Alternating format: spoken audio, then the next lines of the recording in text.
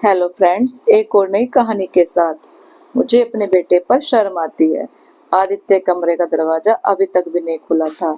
सुबह के 9 बज रहे थे और मंजू जी कब से उसका उठने का इंतजार कर रही थी। कभी वो घड़ी को देखती तो कभी रसोई में ठंडे हो रहे नाश्ते को। फिर सोचा जाकर दरवाजा बजा देती हूँ, पर आदित्य का गुस्सा याद आते ही वो सिहर उठी। बड़ी देर तक बेचैन होकर कमरे से रसोई तक चक्कर लगाती रही। उनके पति भावेश जी तैयार होकर नाश्ते की टेबल पर आ चुके थे। मंजू जी की हालत उनसे छुपी हुई नहीं थी। मुझे तो नाश्ता दे दो, अभी तो वो उठा नहीं होगा। रात को देर तक सड़कों पर जो घूमता है। मुझे तो ऑफिस जाना है, काम करना है, घर चलाना है, और एक इनको देखो बस देर तक बिस्तर में पड़े रहते हैं। खाने और कमाने की जरा भी फिक्र नहीं है। मंजू जी नाश्ता लगा देती हैं, तुम भी खा लो, बेकार इंतजार करने से क्या फायदा। तुम्हें तो डायबिटीज है, अपने खाने पीने का ख्याल रखा करो। बुढ़ापे में किसी से कोई उम्मीद मत रखना। तुम्हारा बेटा तो खुद अपनी जिंदगी की परवाह कर ले, वो ही बहुत है। मंजू जी नाश्ता करती हैं, भावेश जी उन्हें दवाई देते हैं और अपने खाने का डिब्बा लेकर ऑफिस निकल जाते हैं। करीब 10 बजे आदित्य कमरे से बाहर आता है। मम्मी, एक कप अदरक की चाय बना दो, सिर भारी हो रहा है। और आपने मुझे जगाया नहीं। बेटा भूखा सो रहा है तो सो रहा है, माता पिता को जरा भी परवाह नहीं है। आप लोग तो नाश्ता कर लिए होंगे, अब मुझे भी दे दो। अपने ही घर में खाना पीना मांग कर खाना होता है। मेरी तो कोई इज्जत ही नहीं है, कोई मनुहार ही नहीं करता है।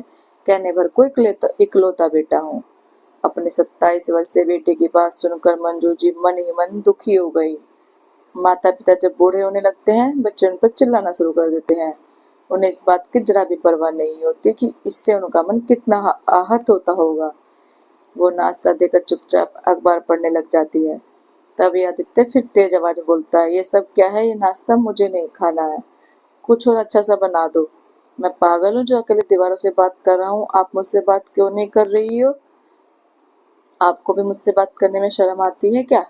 हाँ, मुझे अपने बेटे पर शर्म आती है। मुझे शर्म आती है कि मैं तेरी माँ हूँ। अब तो शर्मसार करना बंद कर दो। बहुत हो गया, तूने हमें किसी पड़ोसी, किसी रिश्तेदार के आगे सिर उठाने लायक नहीं छोड़ा। तूने तो हर जगह अपने माता पिता को ही शर्मसार किया है। हमने तुझे क्या इसी दिन के लिए पढ़ाया लिखाया था? इतनी अच्छी पढ़ाई करके भी घर में बैठा है, रात भर आवारा दोस्तों के साथ घूमता है। यह तो मेरे संस्कार नहीं थे। खाने पीने की गलत आदतें अपना ली हैं, गलत लोगों के साथ उठने बैठने लगा है। तेरे गलत कामों की वजह से पुलिस तक घर पर आ गई है। ऐसा बेटा होने से अच्छा है मैं तुझे पैदा ही नहीं करती। तूने तो मेरे प्यार दुलार ममता को शर्मसार कर दिया है। अरे नौकरी नहीं मिलती तो क्या कोई इस तरह अपना जीवन बर्बाद कर लेता है? क्या तू अपना कोई बिजनेस कर सकता है? अभी तो तेरे पास समय है। तेरे पापा कमा रहे हैं, घर चल रहा है, तुझ पर कोई जिम्मेदारी भी नहीं है।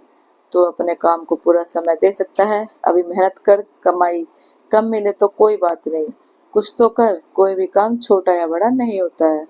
पर तू है कि बस अपनी जिंदगी बर्बाद कर रहा है। और कोई भी माता पिता ऐसे बेटे को देखकर शर्मसार ही होंगे। मंजू जी बोले जा रही थी। आदित्य के हाथों में चाय का कप यूं ही रखा रह गया। एक घूंट उसके हलक से नीचे नहीं उतरा। उसने चाय का कप रखा, नाश्ता भी नहीं किया और वापस अपने कमरे में चला गया। मंजू जी को पता था कि वो अक्सर ऐसा ही करता है। उन्होंने कुछ नहीं कहा। कुछ देर बाद आदित्य तैयार होकर घर से निकल गया।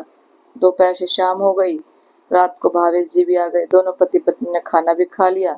जब उनका सोने का समय हुआ तब आदित्य आया। मंजू जी ने खाना रखा, उसने चुपचाप से घर अपने कमरे में चला गया। सुबह दोनों ने सवाल किया कि तेरी कोई नौकरी लग गई है क्या? पर आदित्य ने कोई जवाब नहीं दिया। अब ये रोज की दिनचर्या हो गई थी। आदित्य समय पर उठता, चाय नाश्ता करके तैयार बाहर होकर चला जाता और रात तक घर वापस आता। अब जो भी बनता था वो आसानी से खा लेता था। भावेश जी और मंजू जी कुछ समझ नहीं पाए।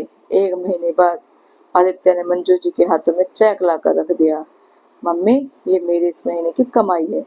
मैंने अपने दोस्तों के साथ मिलकर ट्यूशन क्लासेज खोली हैं।